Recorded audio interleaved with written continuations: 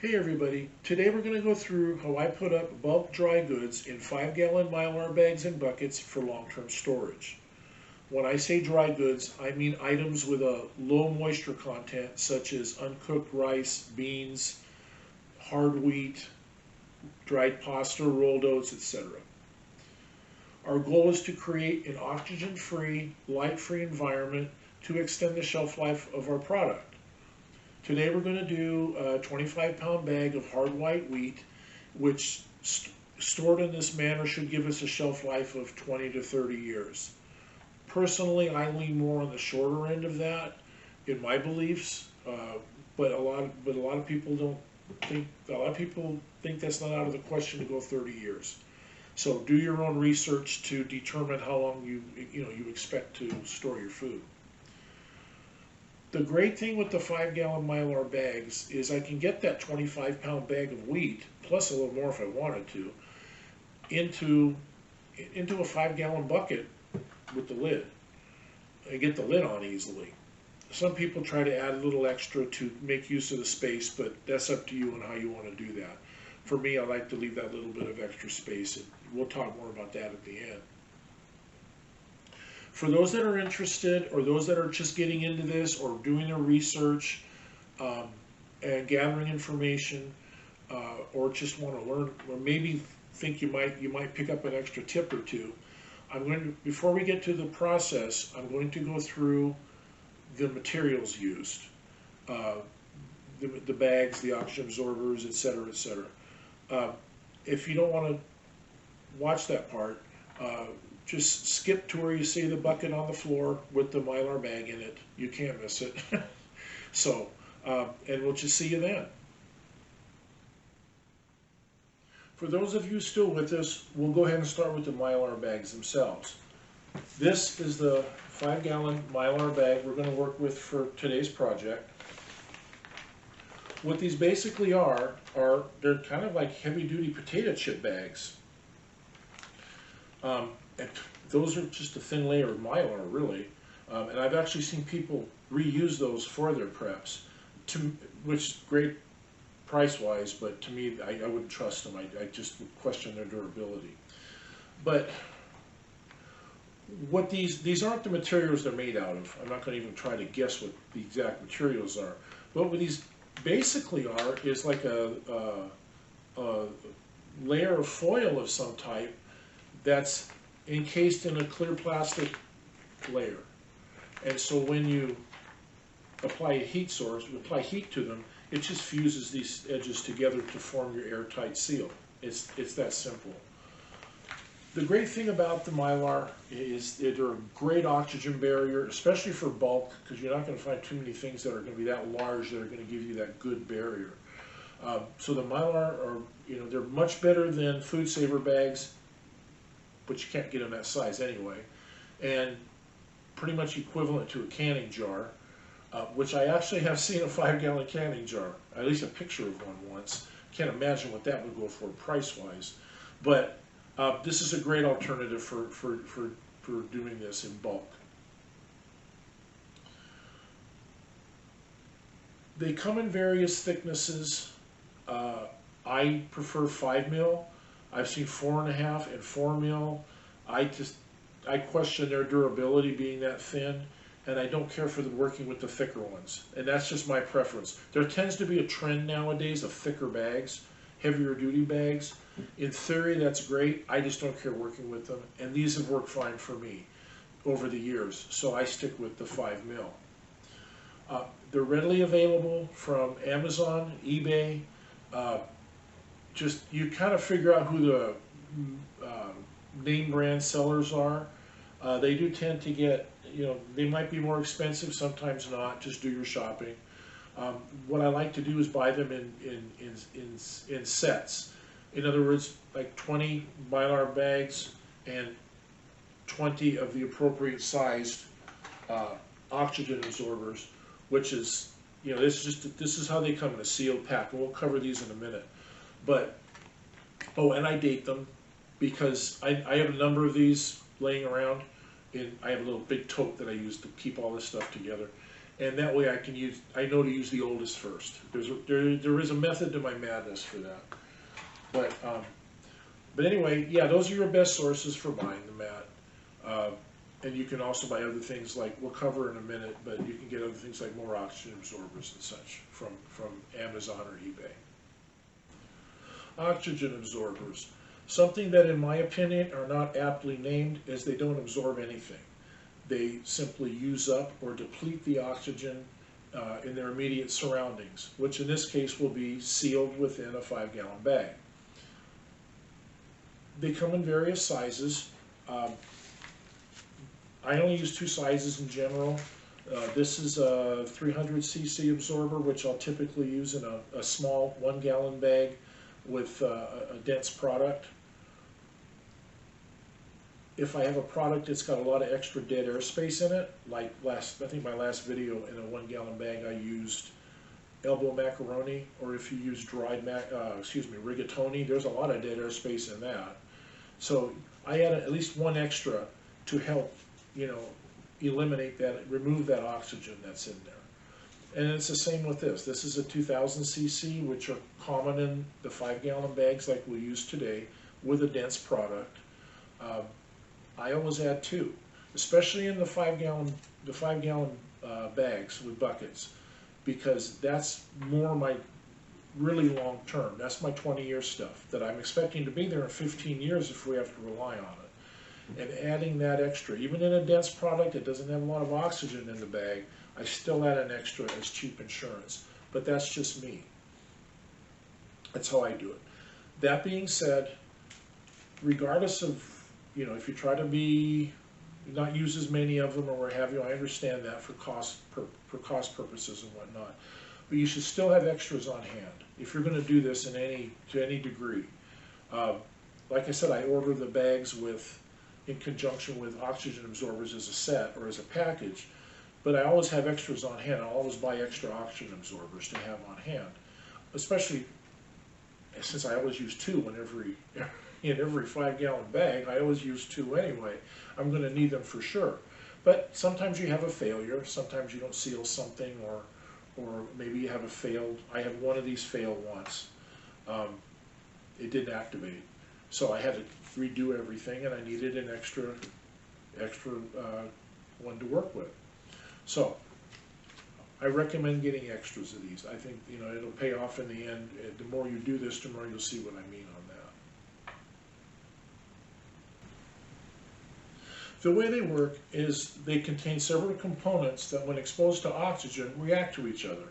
That reaction uses oxygen, therefore depleting it within their immediate surroundings, which in our case would be the sealed Mylar bag. Very much like a lit candle in a canning jar. You put the candle in the canning jar, put a tight lid on it, and that candle will burn as long as there's oxygen in the jar. Once the flame has depleted that oxygen, the flame goes out. That's very much how these work. That reaction will continue until there's no more oxygen left to support that reaction, which is our goal here, or the resources are used up within the oxygen absorber. And you can tell when they're used up, or when they've been at least partially used up, because they're hard and crunchy. In this case, this was hard and crunchy. It's not hard anymore because it's been broken up from handling over time. But when they're new, they're soft and pliable, kind of like they feel like there's powder inside. That's how you can usually tell just from, just to see if it's used or not. But the important thing is, when you get your absorbers, they'll come in a heavy, airtight plastic bag, obviously to keep them from activating. But so once you've cut the bag open for your project, what you want to do right when you're ready to use them, set aside the ones you want to use for your project, and the remainder you want to save them for your future projects. You want to get them into an airtight container.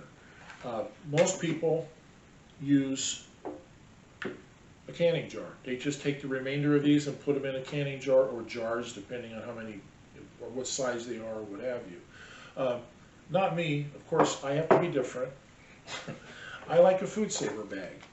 I have my food saver, or one of them, ready to go. When I open the bag up, and as soon as I've set some aside, I take the rest, put them into a bag, suck them down, seal them, and now they're inert and remain fresh for next time. And when I do make the bags up, I make them somewhat long. I don't mind wasting a little extra space, because what ends up happening is every time you go to get in, you got to cut the top off, and it'll keep shortening it down further. But once I open it, I take what I want out for the next project, seal it up, etc., etc. But that's really important you do that to keep them fresh. The next thing we'll need is a heat source to seal our Mylar bags. They do make commercial sealers. Forgive me, I don't remember what they're called, and I've only seen one or two people use them on YouTube. I'm sure there were more, but I only recall seeing one or two. And I believe they cost $75 to $100. Correct me if I'm wrong on that in the comments, please. But what most of us use is either going to be a household clothing iron set on the cotton setting, or a flat iron, or as some call it, a hair straightener. I will demonstrate when we go to do the actual sealing of our bag in the demonstration. I'll demonstrate how both are used. But I like the flat iron for a couple of reasons. Probably not a factor, but I like the fact I got heat pads, the heat pads on both sides. So you'll see as I pinch on my Mylar, I'm getting heat from both sides to seal it. But that doesn't mean anything, because this seems to work just fine. And like I said, you'll see how I use this. But the thing I like about the flat iron, this is the size I like, with about 1 inch wide heat pads, is the fact that I have more flexibility with it. I can have more control over what I do, and you'll see the way I do it, why I use a flat iron. Clothing iron wouldn't work for my method. But these are not expensive. I would say last I looked was probably December of 2022, and these were $15 all day long with free shipping on eBay. Some more, some less, but that seemed to be an average price for an average flat iron. I have seen where people use really inexpensive ones that seem to get the job done. I saw one lady, God, 10 years ago maybe, I was doing my research for how to do this when I was starting out, and she had a really inexpensive little flat iron. It had real thin heat pads. You could see the plastic was inexpensive. It was bubblegum pink, high gloss plastic, molded plastic. She probably paid $7 for it, and it worked fine for her. So you can definitely get by with a less expensive unit if that fits your budget. This had extra features on it, variable heat control, status lights, things like that. I've never changed the heat setting. I set it once and it's worked fine for 8 years or what have you. So I wouldn't let that be a deterrent. Don't think you have to get a more expensive unit if it's not in your budget. But the last thing I'll have to say on the heat sources is, I've heard people say, I've seen people say on videos that it will not gunk up your iron. I have to say that's not been the case from what I've seen. An example is my flat iron. If you'll notice, the sides of the heat pads are gold colored, and yeah, I don't know if you can see it, but the heat pads are brown. They were gold when it came out of the box, but over the years I've probably done a few hundred Mylar bags.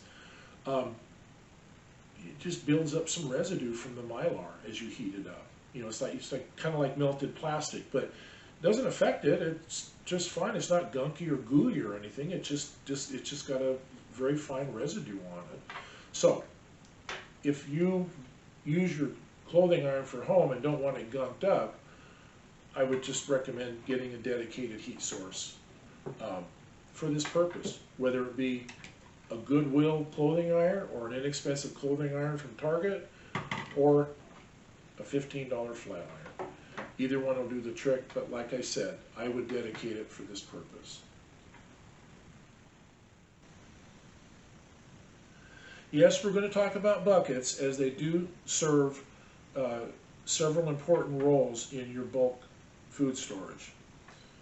First off, these are a good second layer of protection for your Mylar bags from pests, such as rodents. They can and will eat into open, exposed Mylar. I've had two friends that has happened to. One in Wisconsin, one in Western Washington. They learn the hard way that you have to put them in something, whether it be buckets or some kind of a heavy tote, like the black ones from Costco with the yellow lids. I've seen people use those, and they make up their bags differently. They make them up flat, and they stack them up inside those big totes. But most people use buckets for that. Rodents can eat into these buckets. They're power chewers, let's face it. They can chew through anything. But I've only heard of one person that's had a problem with that. That was a lady on YouTube, somebody I don't know. And this was years ago, and she said their rodent problem was so bad that they would just chew through their buckets, right through their Mylar, and feast away on their food storage. So they ended up having to go with 55-gallon steel drums with steel lids and bands to secure them. So for the most part, the buckets do serve the purpose of that added protection. As I said, I know of no one else that has had a problem with buckets. The other thing I like with them is for storage space efficiency, in that they stack well. Even these buckets, which are slightly taller than these are, if I stack 4 of these in one of my bedroom closets, and I don't know, I'm assuming my bedroom closets are standard dimensions, I don't know. But if I stack 4 of these, which just happens to be 100 pounds or more of food, they come up within about 2 inches of the clothing dowel, or the clothing bar that you hang your clothes on. So they come up about 2 inches short, and depth-wise, I can stack them 2 deep and still close the doors fine and everything else.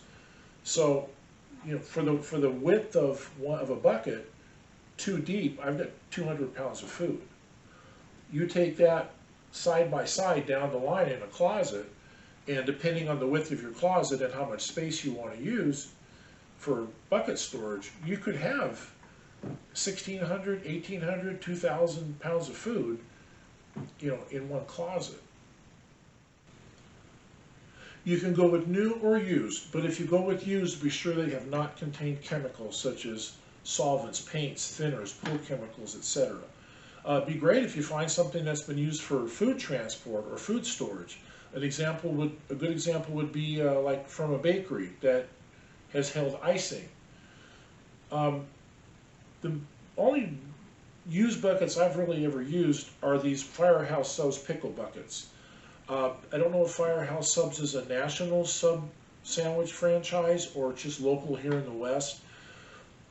But if you walk in the front door, you'll often see maybe a little stack of buckets and a stack of lids. And I think they're $3 for a set. Not bad, a bucket and a lid for $3. However, they've got a very heavy pickle smell that you've got to get out, and it's not easy. It took me a while to get that dialed in on how to get rid of it. But it's doable if you're trying to save some money. I predominantly go with new. I just get mine from Lowe's. They're competitively priced, as are the lids, and they're good lids. As with the Firehouse pickle buckets, they have metal handles. And I put them on my Lowe's card and get 5% discount right off the top. And then just pay that off right away. Just don't pay that interest. But any order over $35 or $50 is free shipping. So I don't even have to go get them. I just order them online and they're at my door in a few days. So that's a good source for me. And I don't mind the logo. I don't mind any writing on it. I don't care. It's just for utilitarian purposes, I guess I'll say. But another site that I've seen people like for their buckets is Uline, u-line.com. And I've looked at their buckets. They're nice looking buckets. They're clean with no logo. Um, they're competitively priced with Lowe's before my discount that I get. And you've got a choice of like 9 or 10 colors, something like that. So, and the lids are comparable to these that I get from Lowe's. They have the same color choices as their buckets. So if you're into colors and you want to do some mixing and matching or what have you, knock yourself out. You've got a lot to work with there. The only thing I don't know about Uline is their shipping. I haven't looked at it far enough. Like I said, the buckets are competitively priced, but I haven't looked into what shipping would be, if at all. I don't know. So that's something, if you want to look into their website, you could get some information there on their shipping yourselves. One question that comes up is whether they should be food grade buckets or not, and opinions vary all over on this. I would say by using Mylar, not necessarily, because they were a really good barrier from the outside, or oxygen barrier, or what have you. But if I was using something like food saver bags, yeah, I might consider food grade at that point, because they're just not as good a barrier. But I have some food grade buckets I bought years ago. I've never used them. They said right on it, food grade. I've compared the markings on them with the pickle buckets and the Lowe's buckets, and they're all consistent. This is no different than this or the other ones, other than the manufacturer of the buckets. You know, they're all made by different manufacturers. Other than that, they're marked the same. So I have to assume these are safe, especially with the Mylar. But if that's something you want to consider, do your own research on that and come up with your own conclusions. That's the only thing I can suggest.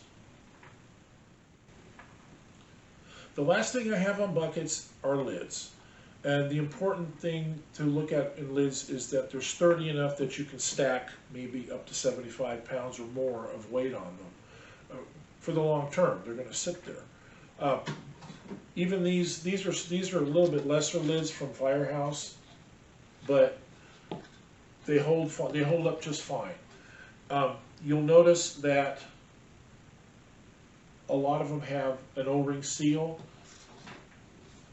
In my opinion, don't count on those for a good seal, for an airtight seal. I find some seem to hold, some don't. No matter how hard, no matter how well I pound them on. But that's what your Mylar's for. Your Mylar creates your airtight seal. In fact, so much so that it's a permanent seal. You have to cut that bag open to get into your product later on.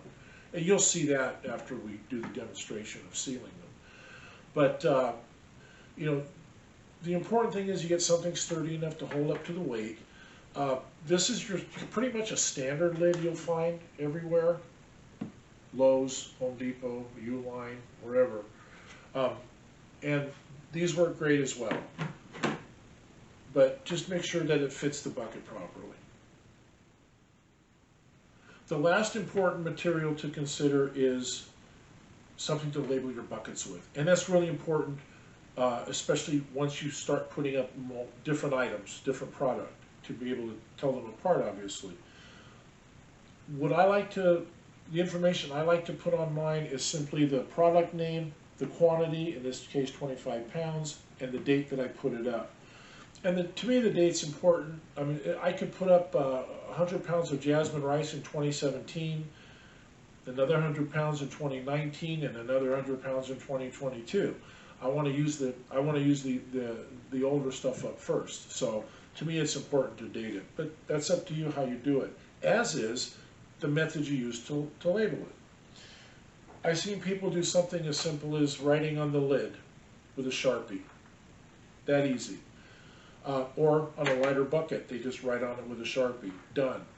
No, there's your expense right there. Others commonly use masking tape or duct tape. Write on it with a Sharpie, and then you're done.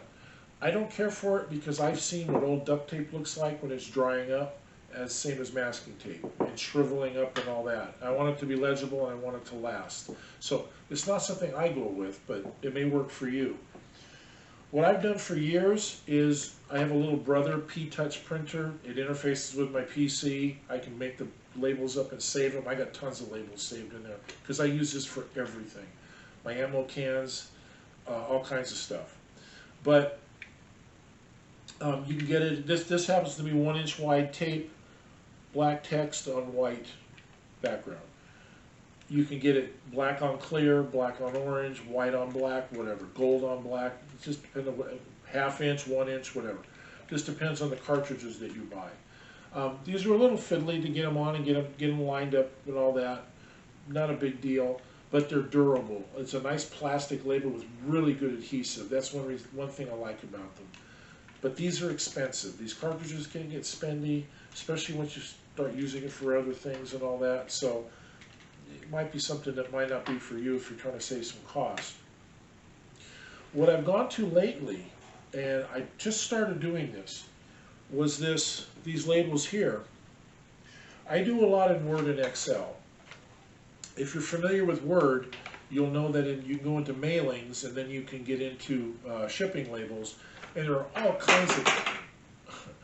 kinds of templates in there for Avery labels and probably other brands. And I usually just stick with what's in the Avery line. And I happen to find these. These happen, if anybody's interested, these happen to be Avery 8168. I don't know the exact size of these, but I can get a lot on here if I want to, or just go with a bigger font. It's easier to see at a glance if they're a bigger font. And the nice thing with these is there's 4 to a sheet. If I'm doing 100 pounds of product at 25 pounds a bag, there's 4 buckets. There's one 100 pounds right there. And so I've used one of them on here, and the rest of these are going to go on the rest of the week that after I do today's demonstration. So, but anyway, something to consider. Here again, those are Avery 8168 if anybody has any interest. And I'm going to put one last side item on here. A bucket wrench. Not absolutely necessary, but these were tough to pry off. I think this is $7 to $10. Somebody handed me one of these once, said, here, you need one of these? Sure, and I took it. I bought more since. But these are used to pry the bucket off the bucket lid off as you go. Especially if you're going to get in and out of it later. If you have, if it hits the fan and you're in and out of your food a lot. They do make other lids. I'm not going to cover them. They're Gamma Seal lids. You can look those up. You can twist them on and off. They're really handy to have, but they're expensive and a lot of people don't buy them. But if you're going to do standard lids, a bucket wrench is recommended. And that's it for materials. So let's get to the process of sealing these bags up. All right, now we're ready for the process, the filling and the sealing. Basically, to save a little time and to save you a lot of noise, aggravating noise, I went ahead and opened up the bag, set it in the bucket, and formed it to the bucket as best I could. It's not going to be a perfect fit because you're dealing with a round bucket and a flat bag. So you get it as best you can, as open as you can in the bottom. And then I simply poured half our product in, got it settled or compacted. Some people just shake it to do that, to accomplish that. I'm more aggressive. I like to lift the bag out, up out of the bucket a little bit, so that you're off the bottom, those corners can open up a bit and the product can settle in there. However you want to do it, or you can just tap the bucket on the floor. That'll help compact that product a little bit. Then I pour the other half of the product in and do the same thing to get that compacted. As you can see, here's our wheat product, our hard white wheat berries. And now just give that a little shake to get it ready to go for the next step. Now we've also got our heat source preheated, ready to go, and I've got the 2 oxygen absorbers we're going to use today, the 2000 cc oxygen absorbers out. and I've sealed up the rest of them that I'm not going to use from that batch to keep them fresh and ready to go for next time, just in a food saver bag. And so what we're going to, I just place them inside. You've got plenty of time to work with these. They take about 20 minutes before they even activate, and they take hours to work. So you got tons of time. After that, we seal the bag. And for those people who use a regular clothing iron, they simply put a straight edge down, take their clothing iron, this is cold, it's not even plugged in, and then they'll just iron it. They'll iron it to seal it. My understanding is everybody typically uses the cotton setting on their iron. I've never used this process. I've assisted a friend who has, and he ended up abandoning that and going with a flat iron later. As I've stated before, my weapon of choice is the flat iron. And what we want to do is we want to seal the top edge all but about 2 inches or so. And everybody typically does that so you can get as much air out as you can before sealing it. That just gives the oxygen absorbers less work to do.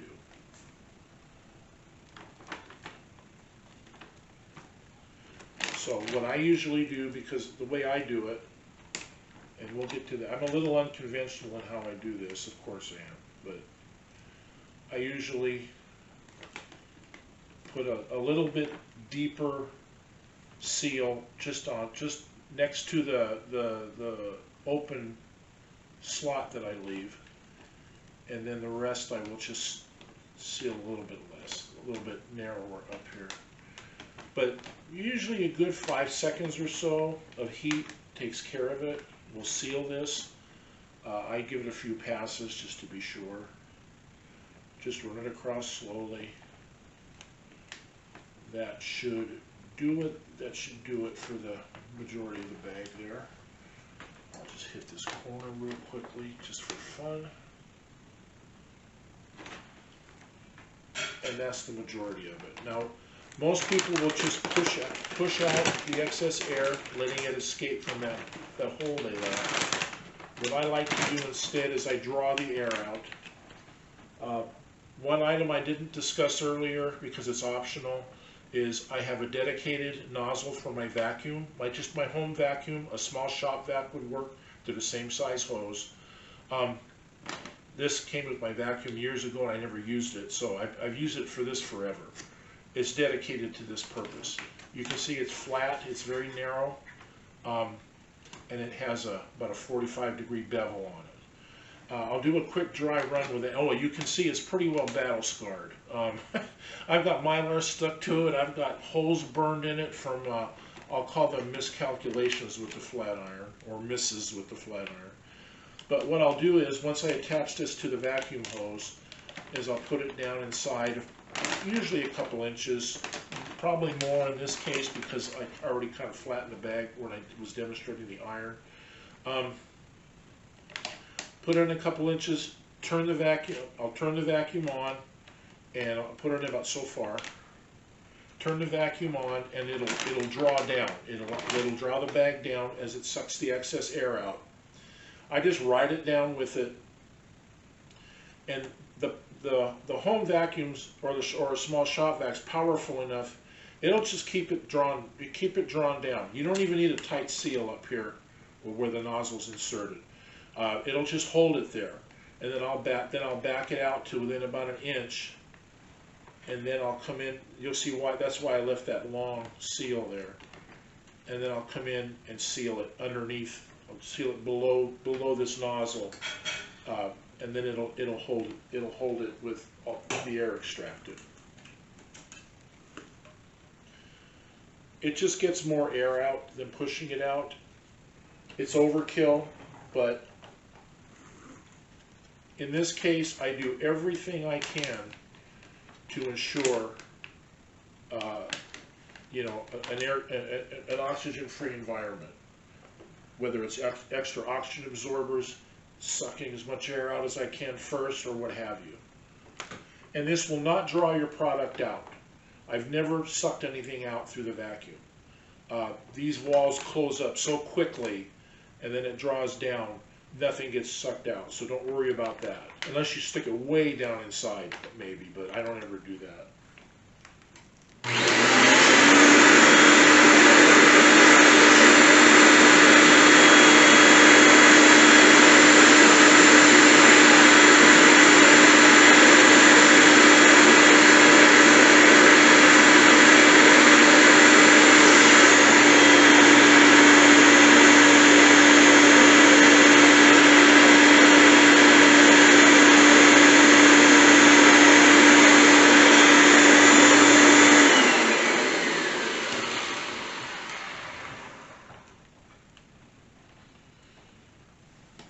And that is all there is to it.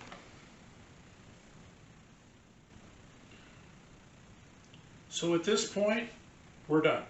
It looks like with having drawn the air out with a vacuum, you'll see I get a lot of the air out, but not all of it. It's still fairly soft. You probably can't see it, but there's if I pull up, I can pull up somewhat and create some airspace there. So the oxygen absorbers still have yet to do their work. You got some definition, but not a lot. If you just push the air out like most people do, it won't be this tight yet. This is one I did a year earlier. Same product, same method. You can see there's more definition, and it's drawn in much more tightly. And maybe, I don't know if you can see it, but you can see it's drawn in so tightly you can see the definition of the outline of the oxygen absorbers. They're real tight right here. So, like I said, same product, same method. This one will look like this one, probably 8 to 12 hours maybe. These work pretty quickly. These bigger ones do. These 2000 cc's work pretty quickly. Last thing I'm going to do is put some instructions in the bucket. You can either cut them out of the bag. This is the bag, one of the ones I did today. And you can cut the instructions off the bag, put them in the bucket.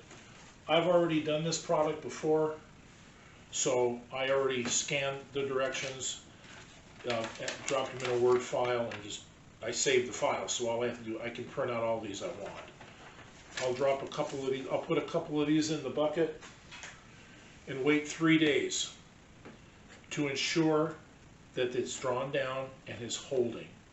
I've had that fail a couple of times. One was a bad oxygen absorber, and I don't know what the other one was. I think it was probably a pinhole in the bag or a failure in my seal. So regardless, I'm glad I waited.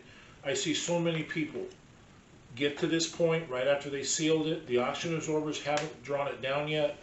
They simply fold down the excess, put the lid on, and put it away. If that fails, it's going to sit like that, not in an oxygen-free environment for however long, 5, 10, 15 years. And you may not be good anymore by that point. So for me, it's just cheap insurance. Just wait about 3 days. But that's it. So in closing, you can see what a really simple process this is. It's a matter of putting a bag in a bucket, emptying your content into the bag, get it settled in, tap it down a little bit, add your 1 or 2 oxygen absorbers, get rid of the excess air or remove the excess air in whatever method works for you by pressing it out or drawing it out, and seal the bag. It's that simple. Yes, I had a lot of explanation and a lot of information that may have made it seem like there was more to it, but there isn't. That was just information. I always find it helpful to understand how everything works when I do something. it helps me in troubleshooting later or in doing it better. So that's why I include all that information. Take whatever of it for what you will. But really, the important thing is to just get started on this if you haven't done so already. This is considered as food insurance. Anything can happen from economy, that hasn't been great lately. Food production has been down more and more every year for the last few years. For those who aren't aware of it, that's on a worldwide basis. Job loss, all kinds of things can happen. Natural disasters, anything. Or you can, if you haven't, you can help somebody out with it. One of my favorite YouTube channels, well, one of my favorite prepping channels, and she doesn't post much, but I really like her channel, and that's Lori over at Obsessive Prepper AZ, AZ for Arizona. She and her husband both, a few years ago, I was wondering where she went to for like a year. She and her husband both lost their jobs. I believe that's what it was. But they relied on their stored food for like a year. She said it helped them out tremendously. And then once they got back on their feet, they had to start over again. But she said that without it, they would have really been in a bind. So even for something like that, and that's a real world example of what can happen. So anyway, that being said, I hope you got something out of all of this. I hope even for some that have done this before, maybe you picked up a tip or two. I often do when I watch other people. I'll pick up a little thing here or there. And I've been doing this for a long time. But anyway, I hope this was helpful, and thanks for watching.